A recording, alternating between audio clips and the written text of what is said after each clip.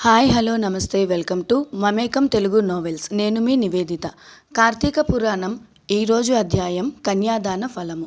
సంపూర్ణ కార్తీక పురాణం త్రయోదశ అధ్యాయం 13వ రోజు పారాయణం కన్యాదాన ఫలము. ఓ జనక చక్రవర్తి, కార్తీక మాసంలో ఇంకనూ విధిగా చేయవలసిన ధర్మములు చాలా ఉన్నవి. వాటిని వివరించెదను, సావధానుడివై ఆలకింపుము. కార్తీక మాసంలో నదీ స్నానం ముఖ్యము. దానికంటే ఒక పేద బ్రాహ్మణుని కుమారునకు ఉపనయనం చేయుట ముఖ్యము. ఒకవేళ ఉపనయనమునకు అగు ఖర్చు అంతయు భరింపశక్యం కానప్పుడు మంత్రాక్షతలు దక్షిణ తాంబూలాది సంభావనలతో సంతృప్తిపరిచినను ఫలము కలుగును. ఈ విధంగా ఒక పేద బ్రాహ్మణ బాలునికి ఉపనయనం చేసిన ఎడల ఎంతటి మహాపాపములు చేసి ఉన్నను, ఎంతటి దుష్కృతములు చేసి ఉన్నను, ఎంతటి వ్యభిచారం చేసి ఉన్నను ఆ పాపములన్నీయూ పోవును. ఎన్ని నూతులు తటాకములు త్రవ్వించినను పైన చెప్పినట్లుగా ఒక బ్రాహ్మణ బాలునికి ఉపనయనం చేసినందువలన వచ్చు ఫలమునకు సరితూగవు. అంతకన్నా ముఖ్యమైనది కన్యాదానము. కార్తీక మాసమందు భక్తి శ్రద్ధలతో కన్యాదానం చేసిన ఎడల తాను తరించుటయేగాక తన పితృదేవతలను కూడా తరింపజేసిన వాడగును. ఇందులో ఒక ఇతిహాసం కలదు, చెప్పెదను, శ్రద్ధగా ఆలకింపుము. సువీర చరిత్రము. ద్వాపర యుగంలో వంగదేశంలో గొప్ప పరాక్రమవంతుడు శూరుడు అయిన సువీరుడను ఒక రాజుండెను. అతనికి రూపవతి అను భార్య కలదు. ఒకసారి సువీరుడు శత్రురాజులచే ఓడింపబడిన వాడై భార్యతో అరణ్యమునకు పారిపోయి ధనహీనుడై నర్మదా నదీ తీరమందొక పర్ణశాలను నిర్మించుకొని కందమూల ఫలాదులను భక్షించుచు కాలం గడుపుచుండెను. కొన్ని రోజులకు అతని భార్య ఒక బాలికను కనెను. ఆ బిడ్డను అతి గారాభంతో పెంచుచుండిరి. క్షత్రియ వంశమందు జన్మించిన ఆ బాలికకు ఆహారాది సదుపాయములు సరిగా లేకపోయినప్పటికీ శుక్లపక్ష చంద్రుని వలె దినదినాభివృద్ధి నొందుచు అతి గారాభంతో పెరుగుచుండెను. ఆమె చూచువారులకు కనుల పండువుగా ముద్దులొలుకు మాటలతో చాలా ముచ్చటగా ఉండెను. దినములు గడిచిన కొలది బాలికకు నిండు యవ్వన దశ వచ్చెను. ఒక దినము వానప్రశస్తుని కుమారుడు ఆ బాలికను గాంచి ఆమె అందచందములకు పరవశుడై ఆ బాలికను తనకిచ్చి పెండ్లి చేయమని ఆ రాజును కోరెను. అందులకు ఆ రాజు, ఓ మునిపుత్ర, ప్రస్తుతం నేను కడు బీద స్థితిలో ఉన్నాను. అష్టదరిద్రములు అనుభవించుచున్నాను. మా కష్టములు తొలగొట్టుకుగాను నాకు కొంత ధనమిచ్చిన ఎడల నా కుమార్తెనిచ్చి పెండ్లి చేతునని చెప్పగా తన చేతిలో రాగి పైసా అయినను లేకపోవుటచే బాలికపై నున్న మక్కువతో ఆ మునికుమారుడు నర్మదా నదీ తీరమున కుబేరుని గూర్చి ఘోర తపమాచరించి కుబేరుని మెప్పించి ధనపాత్ర సంపాదించెను. రాజు ఆ పాత్రను పుచ్చుకుని సంతోషించి తన కుమార్తెను మునికుమారునికిచ్చి పెండ్లి చేసి నూతన దంపతులిద్దరిని అత్తవారింటికి పంపెను. అటులా మునికుమారుడు భార్యను వెంట పెట్టుకుని వెళ్ళి తల్లిదండ్రులకు నమస్కరించి అంతవరకు జరిగిన వృత్తాంతమంతయు చెప్పి భార్యతో సుఖం అనుభవించుచుండెను. సువీరుడు మునికుమారుడు ఇచ్చిన ధనపాత్రను తీసుకుని స్వేచ్ఛగా ఖర్చు పెట్టుచు భార్యతో సుఖంగా ఉండెను. అటుల కొంతకాలం జరిగిన తరువాత ఆ రాజు భార్యామణి మరొక బాలికను కనెను. ఆ బిడ్డకు కూడా యుక్త వయసు రాగానే మరలా ఎవరికైనా ధనమునకు అమ్మవచ్చును అన్న ఆశతో ఎదురు చూచుచుండెను. ఒకానొక సాధుపుంగవుడు తపతీ నదీ తీరము నుండి నర్మదా నదీ తీరమునకు స్నానార్థమై వచ్చుచు దారిలో నున్న సువీరుని కలుసుకుని, ఓయి, నీవెవ్వడవు? నీ ముఖవర్చస్సు చూడ రాజవంశమునందు జన్మించిన వారి వలె ఉన్నావు. నీవి అరణ్యమందు భార్యాబిడ్డలతో నివసించుటకు కారణమేమి అని ప్రశ్నించగా సువీరుడు, మహానుభావ, నేను వంగదేశము నేలుచుండెడి సువీరుడను రాజును. నా రాజ్యమును శత్రువులు ఆక్రమించుటచే భార్యా సమేతంగా ఈ అడవిలో నివసించుచున్నాను. దరిద్రము కంటే కష్టమేదియునూ లేదు, పుత్రశోకము కంటే గొప్ప దుఃఖము లేదు. అటులనే భార్యా వియోగము కంటే గొప్ప సంతాపము మరొకటి లేదు. అందుచే రాజ్యభ్రష్టుడినై అందున ఈ కారడవిలోనే సకుటుంబంగా బ్రతుకుచున్నాను. నాకు 2 కుమార్తెలు. అందు మొదటి కుమార్తెను ఒక మునిపుత్రునికిచ్చి వాని వద్ద కొంత ధనం పుచ్చుకొంటిని, దానితోనే ఇంతవరకు కాలక్షేపం చేయుచున్నాను అని చెప్పగా, ఓ రాజా, నీవు ఎంతటి దరిద్రుడవైనను ధర్మసూక్ష్మము ఆలోచింపక కన్యను అమ్ముకొంటివి. కన్యా విక్రయము మహాపాతకములలో ఒకటి. కన్యను విక్రయించిన వారు అసిపత్ర వనమును నరకం అనుభవింతురు. ఆ ద్రవ్యముతో దేవముని పితృదేవతా ప్రీత్యర్థం ఏ వ్రతము చేసినను వారు నశింతురు.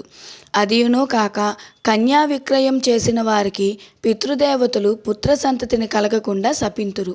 అటులనే కన్యను ధనమిచ్చుకొని పెండ్లాడిన వారు చేయు గృహస్థ ధర్మములు వ్యర్థమగుటయే కాక అతడు మహానరకం అనుభవించుచు ఉండేవాడు. కన్యా విక్రయము చేసిన వారికి ఎట్టి ప్రాయశ్చిత్తము లేదని పెద్దలు వక్కానించి ఉన్నారు.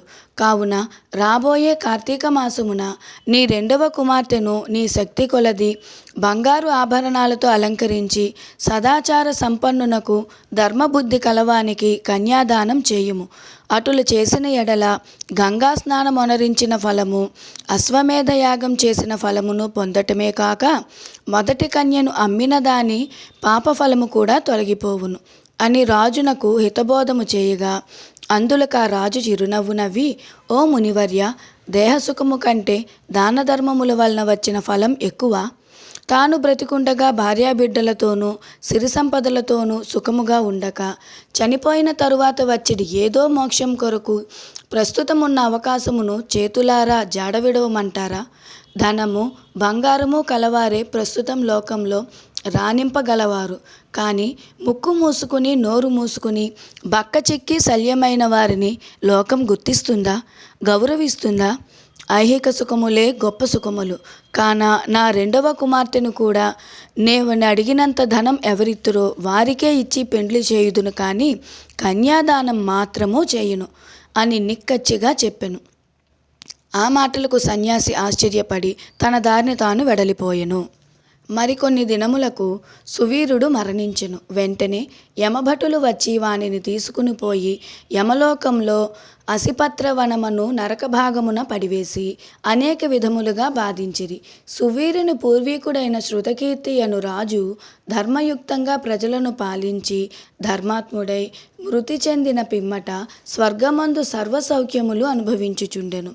సువీరుడు చేసిన కన్యా విక్రయము వలన ఆ శృతకీర్తిని కూడా యమకింకరులు పాశములతో బంధించి స్వర్గము నుండి నరకమునకు తీసుకుని వచ్చిరి. అంతట శృతకీర్తి, నేను ఎరిగి ఉన్నంత వరకును ఇతరులకు ఉపకారం చేసి దాన ధర్మాదులు యజ్ఞయాగాదులు అనరించి ఉన్నాను.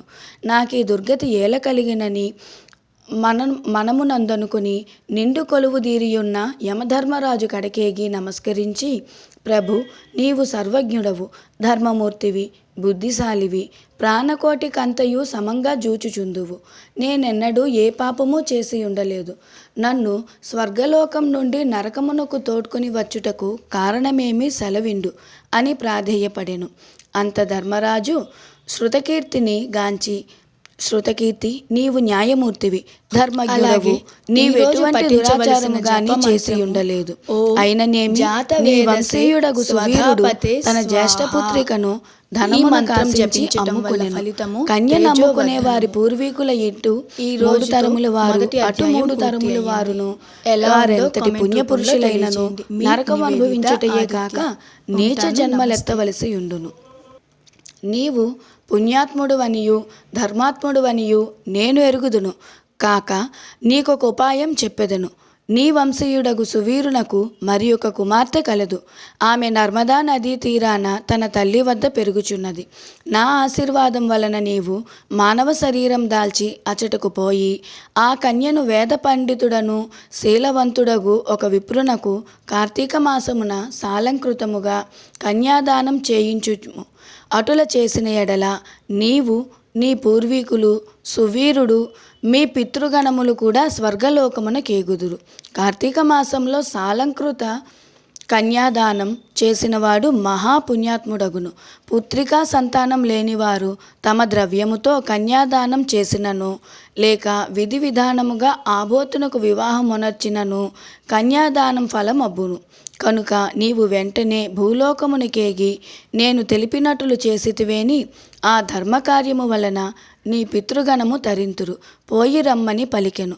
శృతకీర్తి యమునకు నమస్కరించి సెలవు తీసుకుని నర్మదా తీరమున ఒక పర్ణ కుటీరములో నివసించుచున్న సువీరుని భార్యను కుమార్తెను చూసి సంతోషపడి ఆమెతో యావత్తు విషయములు వివరించి కార్తీక మాసమున సువీరుని రెండవ కుమార్తెను సాలంకృత కన్యాదాన పూర్వకముగా చతుర్వేదములు చదివిన ఒక బ్రాహ్మణ యువకునికిచ్చి అతి వైభవముగా వివాహము చేసెను.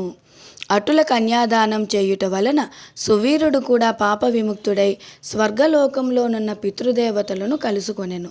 కన్యాదానము వలన మహాపాపములు కూడా నాశనమగును. వివాహ విషయంలో వారికి మాట సహాయం చేసినను పుణ్యము కలుగును. కార్తీక మాసమున కన్యాదానం చేయవలయునని దీక్షభూని ఆచరించిన వాడు విష్ణు సాన్నిధ్యమును పొందును. శక్తి కలిగియుండి ఉదాసీనత చూపువాడు శాశ్వత నరకమును కేగును. త్రయోదశ అధ్యాయము 13వ రోజు పారాయణము సమాప్తము.